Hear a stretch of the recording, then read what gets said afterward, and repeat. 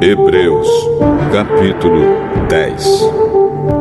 Senhor nosso Deus, nosso Pai, em nome de Jesus, somos gratos a Ti, Senhor, por mais essa oportunidade que o Senhor nos concede de estarmos aqui, Senhor, fazendo essa transmissão para poder meditar um pouco na Tua Palavra, Senhor. Agradeço a Ti por esta oportunidade, peço a Tua bênção na vida de cada um dos Teus filhos que estão nos assistindo, que estão participando conosco dessa transmissão, daqueles também, Senhor, que posteriormente estarão vendo este vídeo, que o Senhor venha abençoá-los grandemente, fortalecendo, dando graça para a glória do Teu nome. Abençoa também, Senhor, a nossa nação, repreende, Senhor, esse mal no nosso país e em todas as demais nações, Senhor, esse mal contra a humanidade, Senhor, põe por terra todo o mal, em nome de Jesus.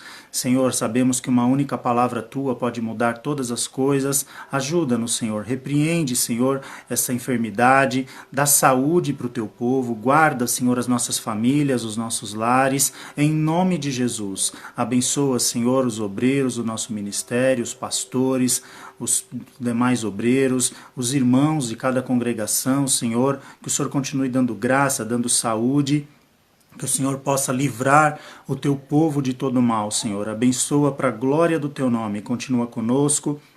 Não deixa, Senhor, faltar o pão na mesa do Teu povo. Senhor, Tu és provedor, Tu és aquele, Senhor, que provê a necessidade dos Teus filhos. Ajuda da graça, da vitória, para a glória do Teu nome, Senhor. Assim nós oramos e já Te agradecemos o nome santo de Jesus. Amém.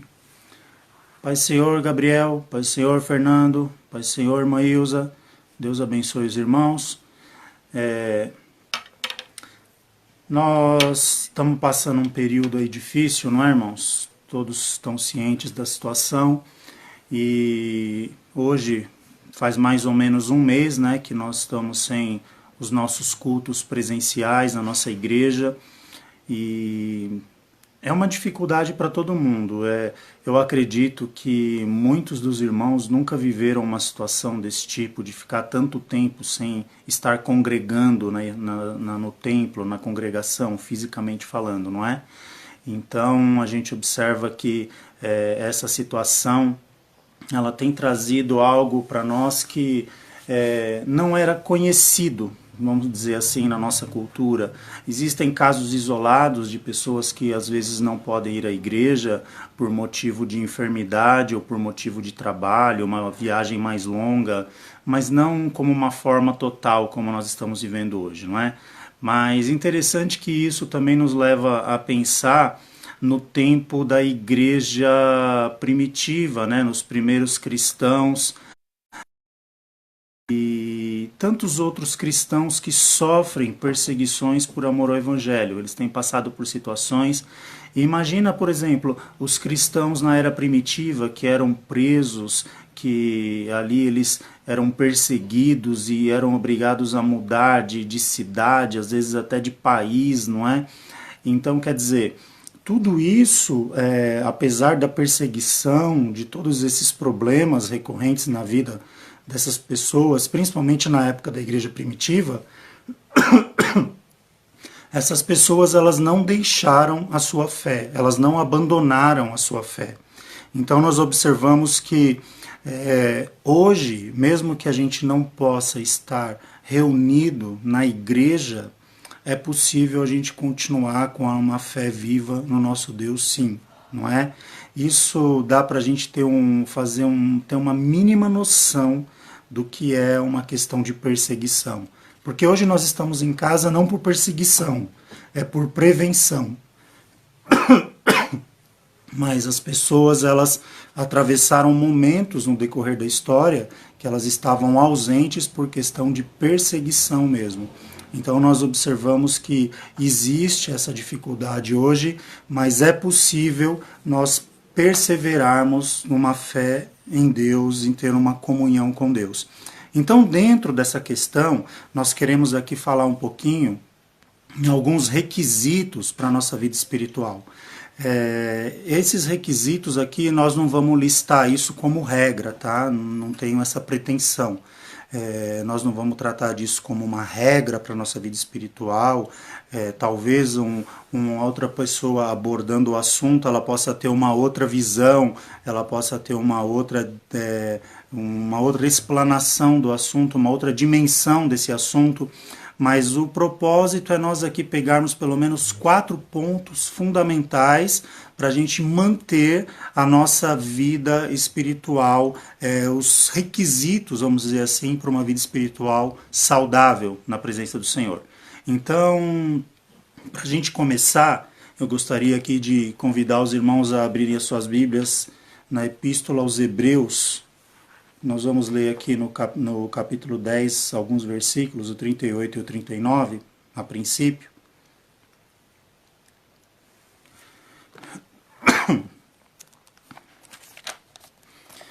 Epístola aos Hebreus, capítulo 10, versículos 38 e 39. Lembra que nós estamos falando sobre alguns requisitos para uma vida espiritual saudável. Então, Hebreus diz assim: mas o justo viverá da fé, e se ele recuar, a minha alma não tem prazer nele. Nós, porém, não somos daqueles que se retiram para a perdição, mas daqueles que creem para a conservação da alma. Amém?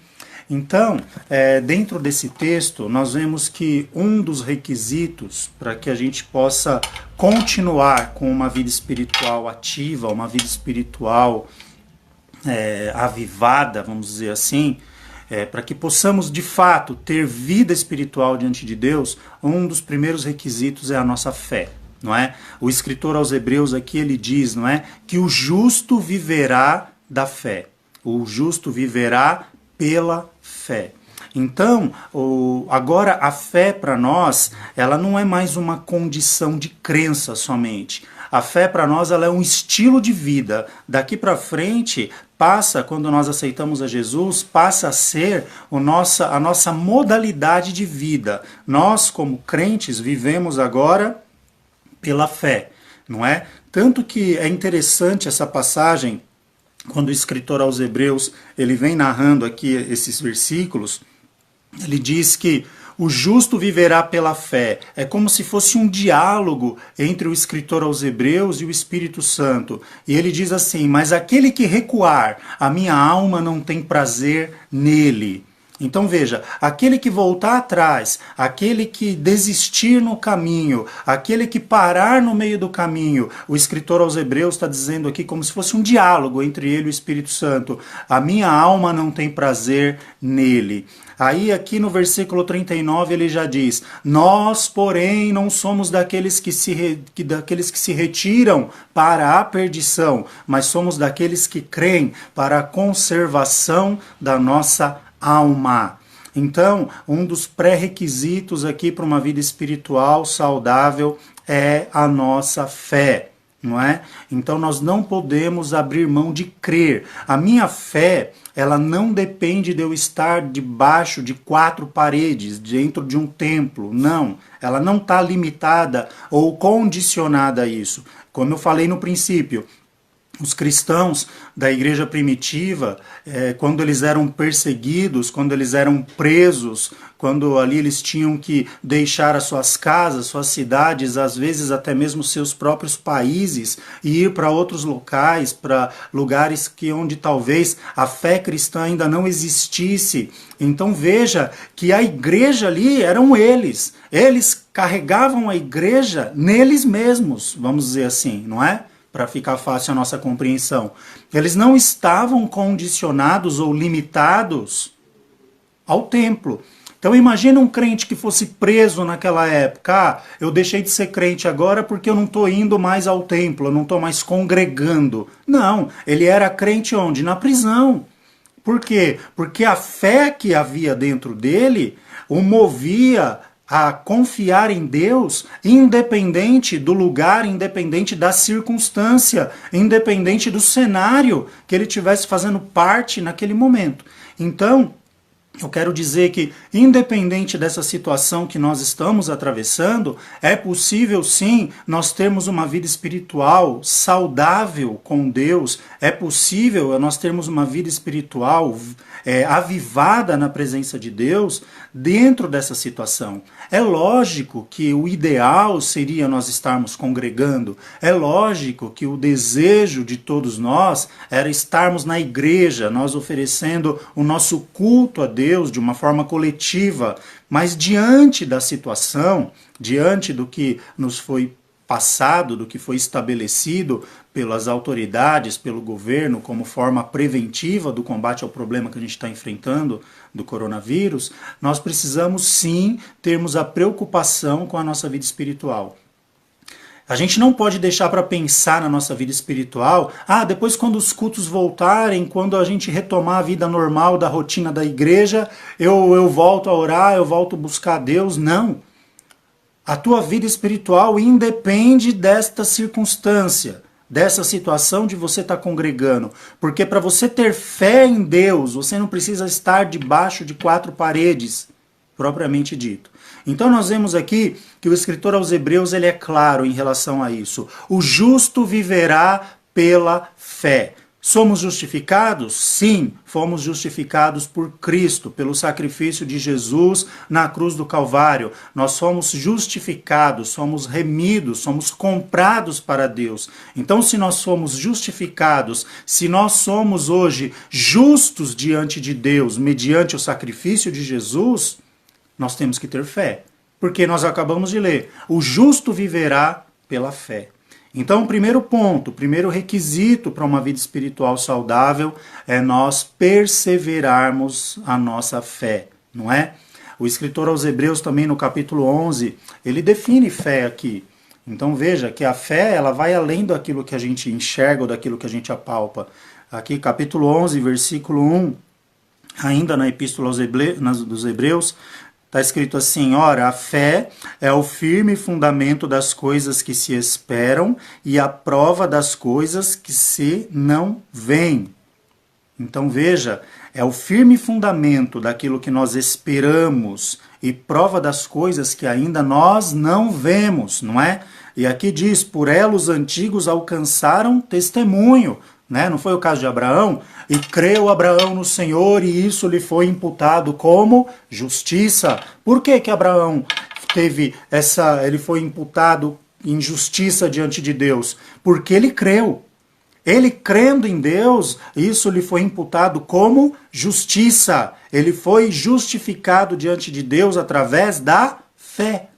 Então veja, e onde que Abraão estava nesse tempo que ele estava crendo em Deus? Ele estava num lugar com um templo, uma igreja que ele frequentava periodicamente? Não, Abraão ele era peregrino no deserto. Ele era peregrino numa terra que ele não conhecia.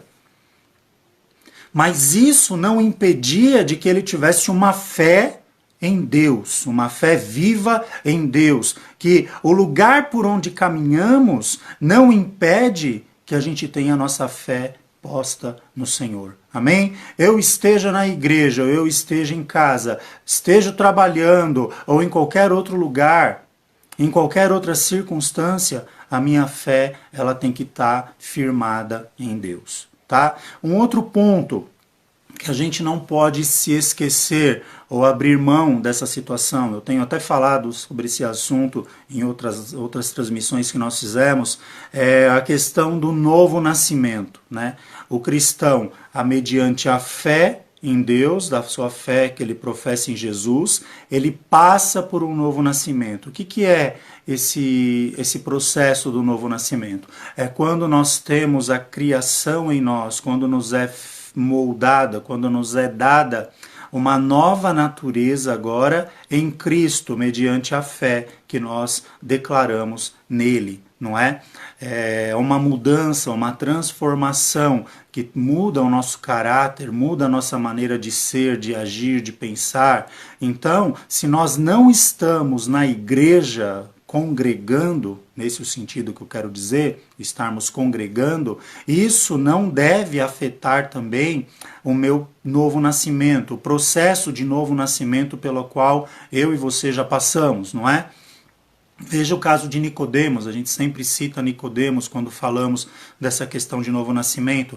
Nicodemos, ele era um mestre, né, em Israel, um doutor da lei, um homem respeitado, um homem que ensinava nas sinagogas, um homem que tinha um conhecimento da lei, um homem que quando andava pela rua era admirado pelas demais pessoas. Mas quando Nicodemos vai ter com Jesus, Jesus ele diz para Nicodemos, lhe é necessário nascer de novo. Você precisa passar por um processo de transformação. Precisa nascer em você, Nicodemos, uma nova natureza. Né? Jesus ele é bem claro ao dizer que todo aquele que crê no seu nome, que todo aquele que crê em Jesus, ele tem o poder, ele tem o direito de ser chamado filho de Deus. Por quê? Porque é impressa em nós, é gerada em nós, através de Jesus, uma nova natureza. E eu preciso perseverar com esta nova natureza. Por quê? Porque depois que nós professamos a nossa fé em Jesus, e nós adquirimos essa nova natureza, nós passamos a ter uma vida nova em Deus, nós vivemos em novidade de vida. Mas, como a gente sempre diz na igreja, não é? Os irmãos nos conhecem, sabem que nós sempre falamos sobre esse assunto. A velha natureza ainda habita em nós. Nós não ficamos livres da velha natureza. E essa velha natureza ela só vai ser derrotada de uma vez por todas quando Jesus vier arrebatar a igreja. Aí nós teremos um corpo transformado, né, um corpo glorificado e ficaremos livres dessa velha natureza. Ou seja, se nós tivermos uma situação onde nós não cuidarmos dessa nova natureza, nós corremos o risco da velha natureza vir à tona. Então, essa é uma das maiores lutas do cristão, em manter a sua velha natureza, ou como nós falamos, né, costumeiramente, a nossa carne. Quando nós falamos a nossa carne, nós estamos nos referindo à nossa velha natureza, mantê-la subjugada, ou seja, ela ali acuada, encolhida, sem poder de ditar os rumos da nossa vida, porque agora nós somos guiados pelo Espírito, não é? Nós somos guiados agora pela palavra de Deus, pelo Espírito de Deus. Então esse processo de novo nascimento, ele é um requisito para uma vida espiritual saudável. Então vamos lá, nós precisamos da fé, como nós já falamos, e cuidarmos dessa nossa nova natureza que nós adquirimos através desse nosso novo nascimento em Cristo. Então, são coisas que nós podemos alimentar independente de estarmos debaixo de quatro paredes, tá? O que eu quero frisar aqui, para que possamos entender assim de uma forma bem clara, é que nós somos a igreja. Então, quando nós nos reunimos, por exemplo, na igreja física para adorar a Deus, nós estamos ali num culto coletivo, né? Numa união de cristãos, de pessoas, com o mesmo propósito de adorar a Deus. Mas nesse momento que nós estamos atravessando, onde cada um está na sua casa, cada um está no seu lar, cada um está aí nesse processo de isolamento social, nessa quarentena, nós não deixamos de ser igreja. Esse é o ponto-chave que eu quero frisar para os irmãos. Nós não deixamos de ser igreja, nós não deixamos de crer, nós não deixamos de agir como novos cristãos, como melhor dizendo, como crentes nascidos de novo, não é? Nós não deixamos de ter as nossas características espirituais de cristãos de verdade. Porque, como eu falei, eu não posso atrelar a minha vida agora, eu vou voltar a ser cristão quando a igreja abrir, quando os cultos voltarem. Nós vamos voltar a ter comunhão com Deus quando a igreja estiver funcionando. Não, porque a nossa comunhão com Deus, ela não pode ser comprometida por nada.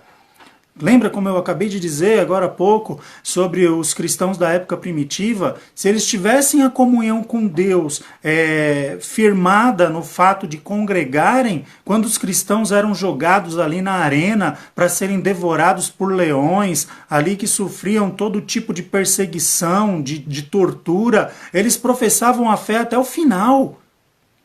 Se você chegasse para uma pessoa daquela, quanto tempo que você não congrega? Talvez ele pudesse dizer assim, olha, faz 2 anos a última vez que eu ainda era livre e pude estar ali com os meus irmãos em Jerusalém, adorando a Deus. A partir de lá eu fui preso, tenho enfrentado uma vida na cadeia, mas a pessoa não deixou de ser crente por causa disso. Ele não deixou de crer, não deixou de viver em novidade de vida gerada pelo Espírito Santo. Então veja, essa circunstância que nós estamos vivendo, ela não pode comprometer a nossa vida com Deus. É esse o ponto que nós queremos frisar. Então, requisitos para a nossa vida espiritual: fé, nós zelarmos pelo nosso novo nascimento, e um outro ponto importante que a gente quer citar aqui também é a santificação. A santificação ela é tão importante que o escritor aos Hebreus ainda, ele diz no capítulo 12, versículo 14, veja bem.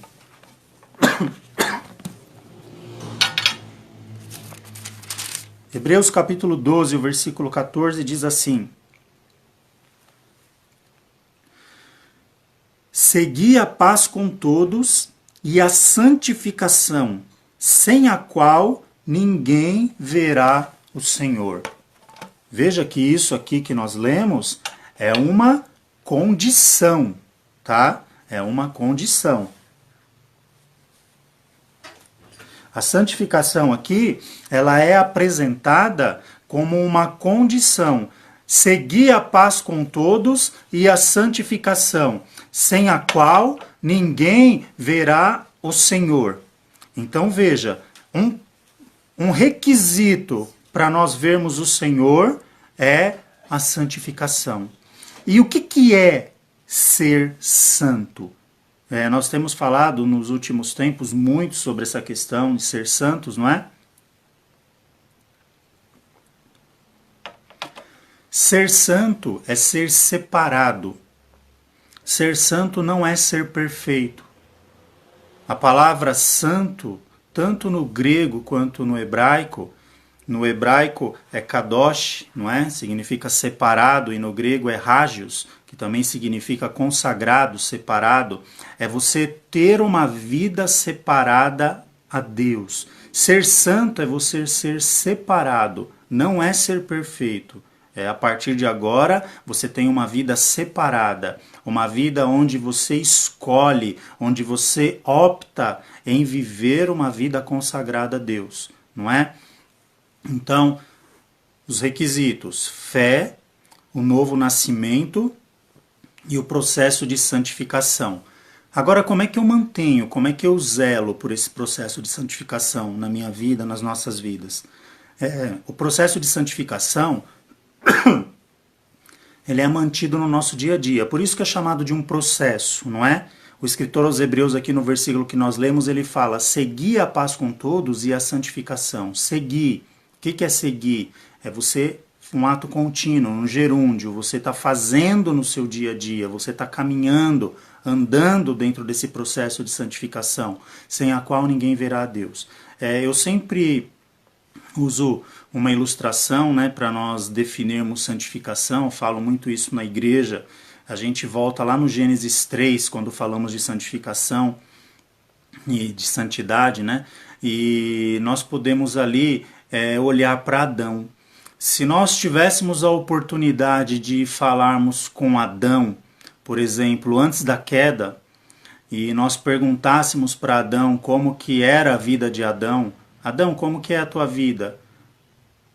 Aí Adão talvez diria assim para nós: imagine um Adão antes da queda, né? Num estado de perfeição, porque Adão ele foi criado de forma perfeita por Deus, né?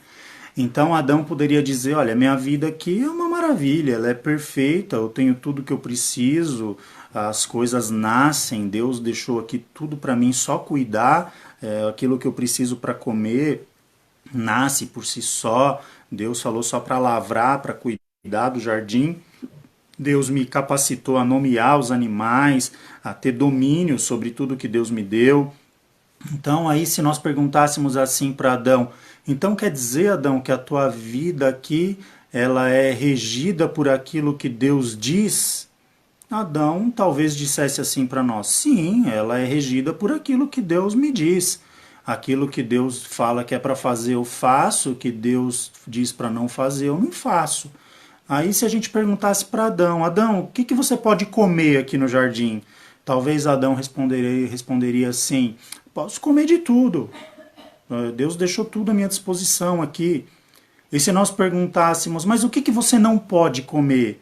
Aí Adão talvez diria assim: eu não posso comer daquela árvore da ciência do bem e do mal. Deus me proibiu de comer daquela árvore, né? Deus me alertou para que eu não comesse, porque se eu comesse, eu ia morrer. Então, veja que, se a gente então resumisse toda essa conversa: Adão, pelo que a tua vida é regida? A vida de Adão ela era regida pela palavra de Deus. Aquilo que Deus diz para Adão que pode, é o que pode. Aquilo que Deus diz para Adão que não pode, é o que não pode. E veja que nesse contexto de separação, ou por que não usarmos o termo santificação da vida de Adão, da parte ali de separação com Deus, ele zelando pela santidade que Deus havia ali atribuído, né?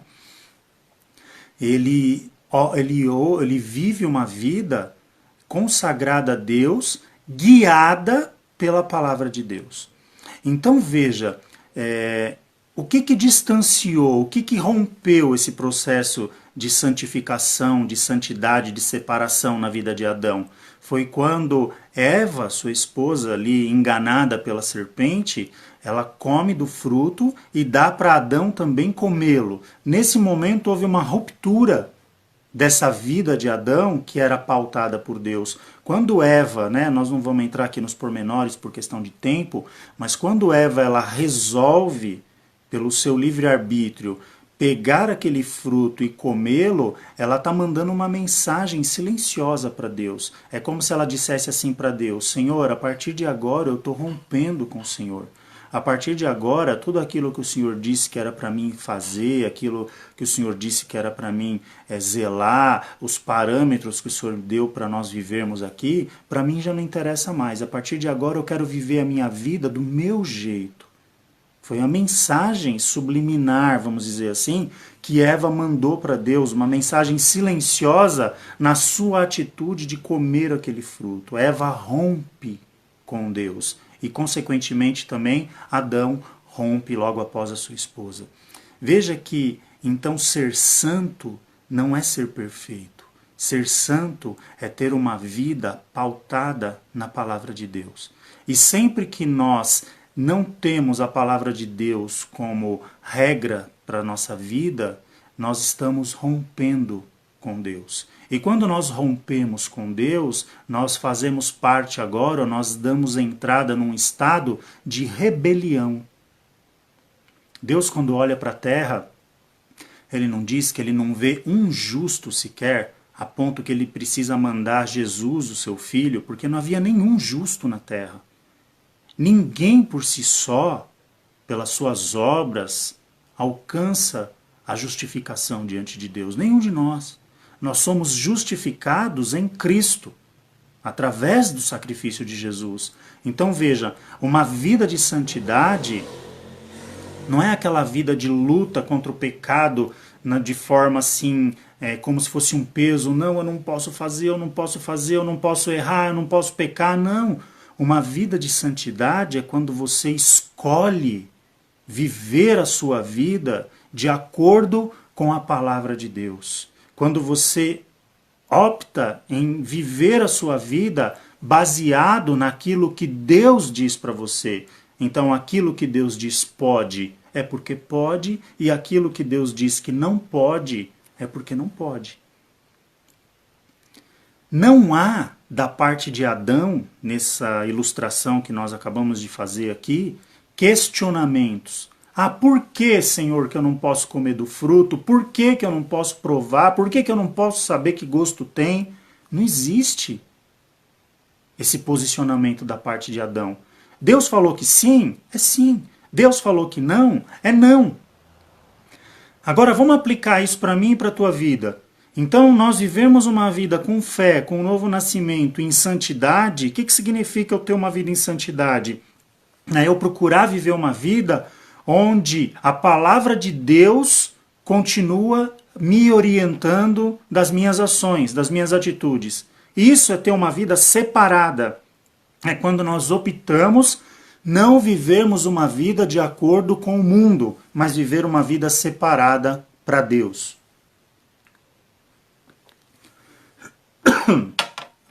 Então veja que esse processo de santificação, ele ocorre no dia a dia nas nossas vidas.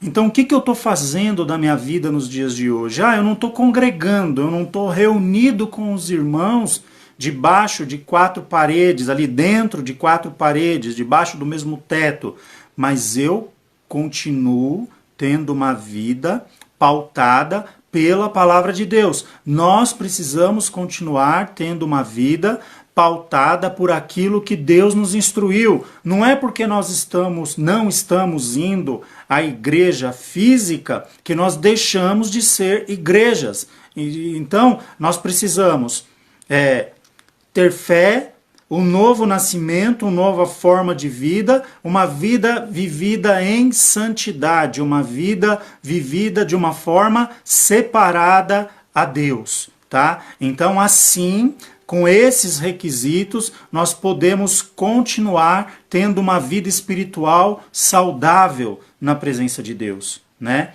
Como eu falei no princípio, ninguém pense que tirou férias da igreja. Quando eu voltar, quando os cultos voltarem, eu me acerto lá com Deus e está tudo certo. Não, porque eu vou te perguntar agora, e se Jesus vier nesses dias de quarentena? E aí, como fica a situação?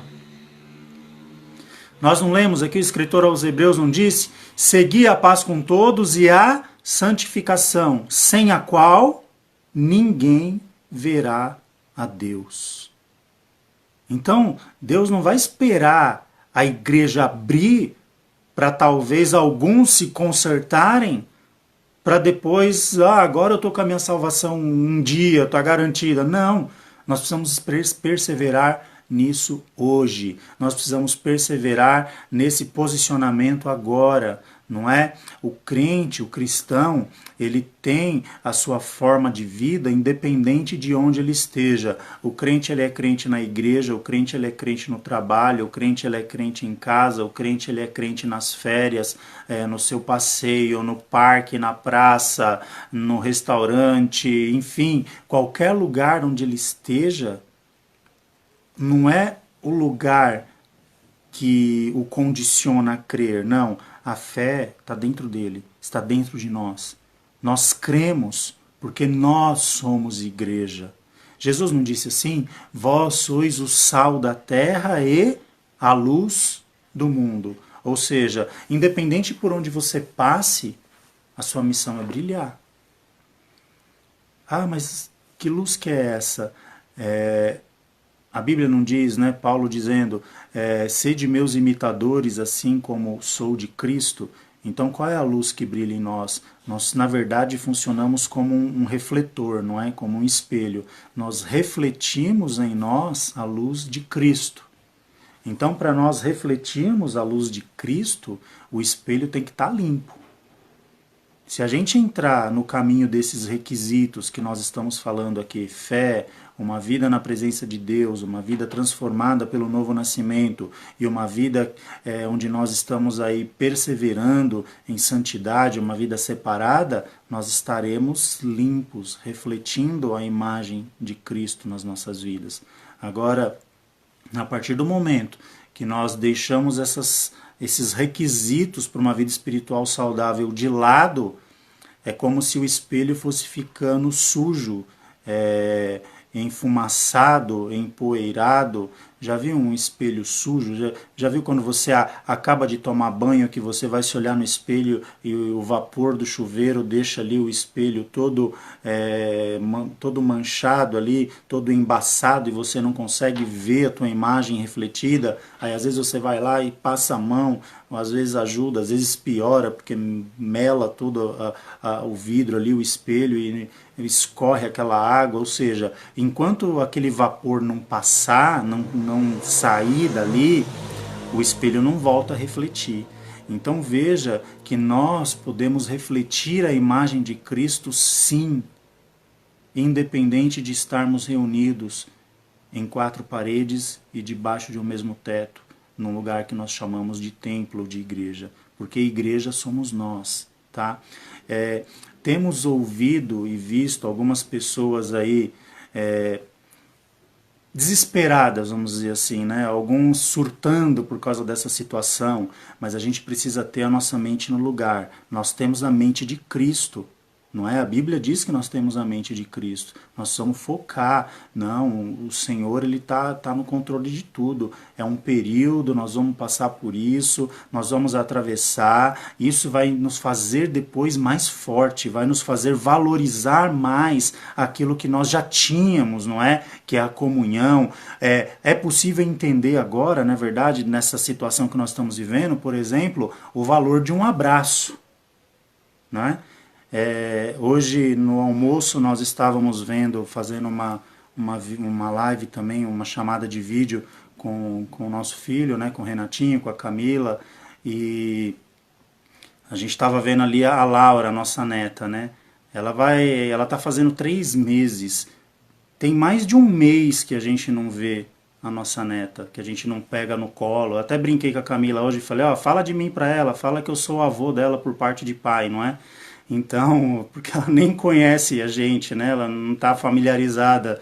É o tempo que a gente podia estar curtindo, estar ali. Mas o que isso vai nos fazer no futuro? Vai nos fazer dar valor para as coisas que muitas vezes na nossa vida era normal. Talvez para mim estar ali com meu filho, com a minha nora, com a minha neta, fosse uma coisa normal do meu dia a dia, que talvez eu não pudesse dar o devido valor. Mas hoje nós sentimos essa falta. Hoje nós sabemos a dificuldade que é estarmos longe. E do jeito que nós aqui estamos sentindo isso, eu tenho certeza que os irmãos estão sentindo a mesma coisa pelos seus familiares, pelos seus amigos, pelos seus entes queridos, enfim.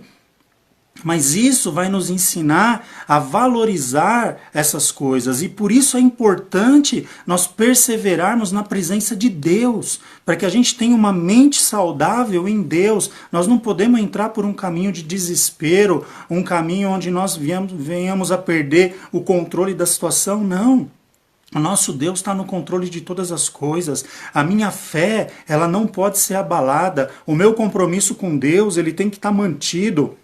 Seja em quarentena, seja congregando na igreja, seja no trabalho, independente da circunstância, porque se Jesus me chamar ou se ele vier buscar a igreja, eu preciso estar pronto para subir.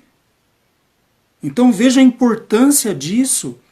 E a gente não pode perder esse controle da situação. E um outro ponto aqui, o quarto e último ponto que a gente quer deixar, é a parte de louvor e adoração. Lembra? Requisitos para uma vida espiritual saudável: fé, o zelo pelo nosso novo nascimento, pela nossa nova natureza, uma vida de santidade, de separação a Deus, e agora o nosso louvor e a nossa adoração a Deus. São duas coisas também que a gente não pode abrir mão.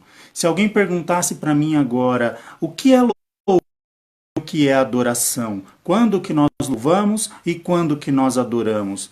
Talvez de uma forma muito simples, não é? De uma forma bem simplificada, eu responderia assim: nós louvamos a Deus por aquilo que Ele faz. Por exemplo, no Salmo 136, não é? Nós louvamos a Deus porque a sua de louvor. E o que seria a adoração? Quando é que nós adoramos a Deus? Nós o adoramos por aquilo que Ele é. Nós o louvamos pelo que Ele faz e nós o adoramos por aquilo que Ele é, pela sua grandeza, pela sua majestade, não é? Jesus falando ali a mulher samaritana, não é? Ela querendo saber o verdadeiro lugar ali, onde é que se adorava a Deus. Ah, uns dizem que é em Jerusalém, os nossos pais dizem que é aqui nesse monte. E onde é que nós devemos adorar a Deus? E Jesus diz assim, chegou o tempo e a hora é que os verdadeiros adoradores adorarão ao Pai em espírito e em verdade. Então nós adoramos a Deus por aquilo que Ele é no nosso espírito. E para nós termos essa comunhão de adoração a Deus, nós precisamos estar com o nosso espírito humano, nosso espírito do homem, né? Nós somos formados por corpo, alma e espírito, já falamos muito sobre isso na igreja também. O nosso espírito precisa estar vivificado dentro de nós, porque é o nosso elo de ligação a Deus. Os verdadeiros adoradores adoram ao Pai em espírito e em verdade. Verdade é a nossa inteireza de caráter, é aquilo que nós somos constituídos, é quem nós somos de fato diante de Deus, com as nossas falhas, com os nossos erros, mas é em verdade. E o nosso espírito de uma vida espiritual viva na presença de Deus. Então, com esses requisitos, fé, um zelo pelo teu novo nascimento, uma vida de santificação e uma vida de louvor e adoração, você pode manter a sua comunhão com Deus, independente de onde você esteja, independente da situação que estejamos vivendo, independente do tempo. Ah, quanto tempo ainda nós vamos ficar sem congregar? Não sei, 10 dias, 15 dias, um mês, não se sabe. Mas independente de tudo isso, a nossa comunhão com Deus, ela pode ser preservada por esses requisitos que nós falamos aqui. Então, cada um lute, cada um se esforce, persevere em uma vida de comunhão com Deus. Não deixa para correr atrás do prejuízo depois, não. Não pensa assim, quando os cultos voltarem, aí eu me acerto com Deus, eu volto a ter comunhão com Deus, eu vou voltar a ter uma vida com Deus, por enquanto agora está tudo meio transtornado, vamos fazendo o que for possível. Não. A prioridade na sua vida é a sua comunhão com Deus. A prioridade na tua vida, para a tua saúde física, para a tua saúde mental, nesses tempos de dificuldade, é você exercitar, você ter uma comunhão saudável com Deus, você andar na presença de Deus, né? Por que esses homens na época da igreja primitiva, eu falei aqui de outras vezes já, Paulo, quando chegou no fim da vida, combati o bom combate, acabei a carreira, guardei a fé. Ou seja, veja a maturidade dessas pessoas em lidarem com a adversidade. Pedro, preso, ele ia ser condenado no dia seguinte, só estava esperando passar o feriado da Páscoa para ele ser executado. A Bíblia diz que Pedro estava com 4 quaternos de soldados, 16 soldados ao seu redor na prisão. Ele é algemado em alguns desses soldados e a Bíblia diz que Pedro estava fazendo o quê? Dormindo. Agora eu pergunto, como é que alguém dorme para ser condenado no dia seguinte? Já pensou você saber, amanhã vão me matar, vou ser condenado. Vão me crucificar, vão cortar minha cabeça fora com espada. Espera aí que agora tá na hora de eu dormir, vou tirar um cochilo aqui. Como alguém dorme diante de uma situação dessa? Então veja que tudo isso é alcançado através de uma maturidade espiritual, não é? E através dessa comunhão com Deus, Deus também dá livramentos. Que não foi o caso de Pedro, Deus envia o anjo lá naquela prisão e liberta Pedro ali daquela execução iminente, que era só questão de algumas horas para que fosse realizada, para que fosse cumprida, né, aquele ato de executar Pedro, de tirar a vida de Pedro. Então veja a importância da nossa comunhão com Deus. Então nesse momento eu te incentivo a você perseverar na tua vida com Deus. Ler a palavra, orar, meditar na palavra do Senhor. Hoje, o que mais tem nas redes sociais é alguém pregando o Evangelho. Há pouco antes de começar essa transmissão, eu estava dando aqui uma vasculhada pelo Facebook. Quantas igrejas, né, transmitindo ao mesmo tempo agora? Quantas igrejas?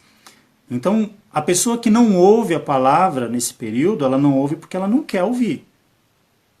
Porque, se você preferir um outro pregador, uma outra pessoa, tem N igrejas transmitindo a palavra de Deus nesse momento.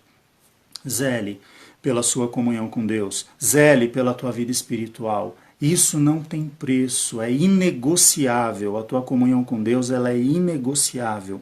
É o mais importante que você tem. É o teu bem mais precioso.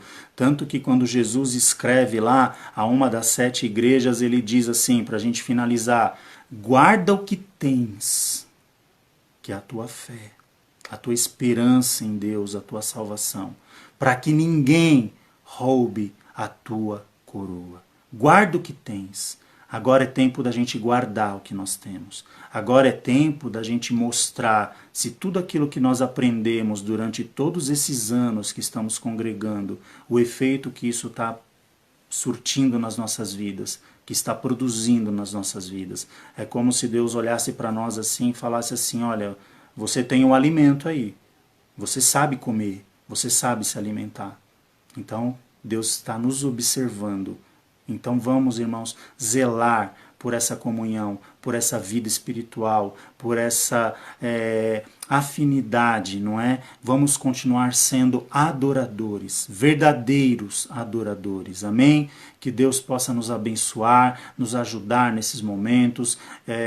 Os irmãos precisando de alguma ajuda, de oração, nós estamos à disposição, não temos esquecido dos irmãos de forma alguma, temos orado a favor da igreja, temos orado pelos irmãos continuamente, temos orado para que o Senhor guarde os irmãos de enfermidade, do mal que está aí assolando a humanidade, temos orado para que o Senhor continue sendo provedor na vida dos irmãos e vamos continuar assim, orando uns pelos outros, que eu creio que também os irmãos têm orado dessa forma, amém? Vamos estar aí orando nesse momento para nós finalizarmos, não é?